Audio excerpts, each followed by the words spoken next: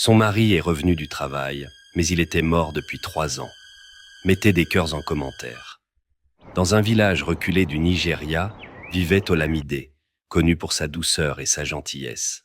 Cependant, sa vie bascula il y a 3 ans, lorsque son mari Tunde avait perdu la vie dans des circonstances étranges. L'accident s'était produit sur le chemin du marché, mais personne ne savait vraiment ce qui s'était passé. On parlait de rumeurs de sortilèges, de forces invisibles, mais Olamide préférait se concentrer sur la douleur de sa perte. Les nuits dans le village étaient d'un silence presque surnaturel.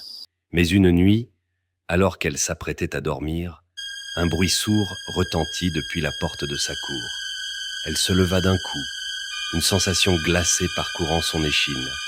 D'un mouvement brusque, elle alluma une lampe et s'avança prudemment. Son cœur battait à tout rompre, mais sa curiosité la poussait à avancer. Dans le salon, l'ombre d'un homme se dessinait, presque irréelle.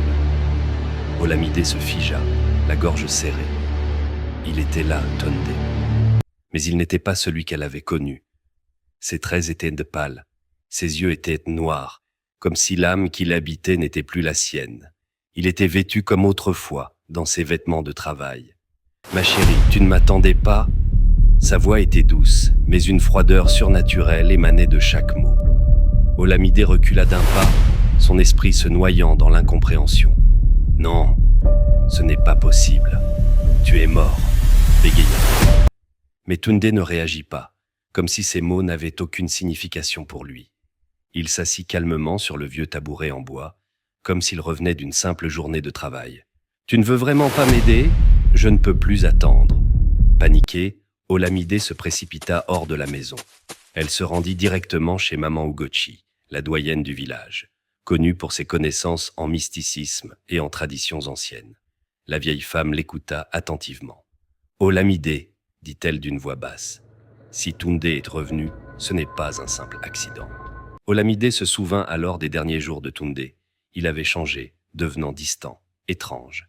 Il avait commencé à porter un bracelet rouge qu'il refusait de retirer. « Je travaille sur quelque chose d'important, » lui avait-il dit, mais il n'avait jamais voulu en dire plus. La vieille femme hocha lentement la tête. Il a trahi un engagement et il réclame leur dû. Le cœur d'Olamide se serra. Elle ne comprenait rien, mais elle n'était pas prête à laisser son mari revenir sous cette forme déshumanisée. Déterminée à comprendre, elle retourna chez elle fouillant sa maison pour avoir des réponses, mais n'y trouva rien. Une autre nuit, la silhouette de Tunde réapparut, encore plus menaçante. « Viens, Olamide, tu dois m'aider à réparer ce que j'ai brisé. Donne-leur ce qu'ils veulent. » Avant qu'elle puisse comprendre pleinement le sens de ces mots, une ombre colossale se forma derrière elle. C'était lui. Tunde tendait la main vers elle, son visage maintenant déformé par une douleur indescriptible. « Je ne peux plus attendre Olamide. Donne-leur ce qu'ils veulent. Fais-le avant qu'il ne soit trop tard. » Olamide ferma les yeux. Elle ne savait pas ce qu'elle devait faire.